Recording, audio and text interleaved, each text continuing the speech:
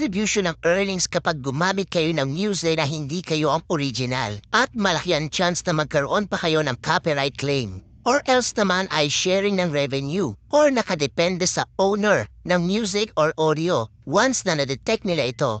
Katulad po na example na ito, bakit daw yung video na naka 1 million views ay $1.48 lang ang earnings at yung 63,000 views ay naka $1.55 na earnings which is mas malaki pa sa 1 million views. At upon checking nga ng mga video na tinutukoy noong nag-post ay eto ang napansin ko. Itong video na ito ang tinutukoy na naka 1 million views at nakakuha lang ng $1.48 na earnings. Kung mapapansin niyo dito ay gumamit siya ng audio na hindi siya ang original na owner. Take note guys na mababa po ang distribution ng earnings ng mga video na may halong third-party materials. At i-compare po natin dito sa naka 63,000 plays na video niya. Nakakuha ng $1.55. Mataas po ang distribution ng earnings dito dahil original audio at pangalan niya ang nakalagay dito. Piece of advice lang na pwede niyo namang i-edit ang audio or music para pangalan niyo ang mag-appear dito sa original audio. At ito po ang patunay at galing na mismo kay Meta. Ni-encourage pages and profiles to regularly post originally produced content to earn the best distribution. At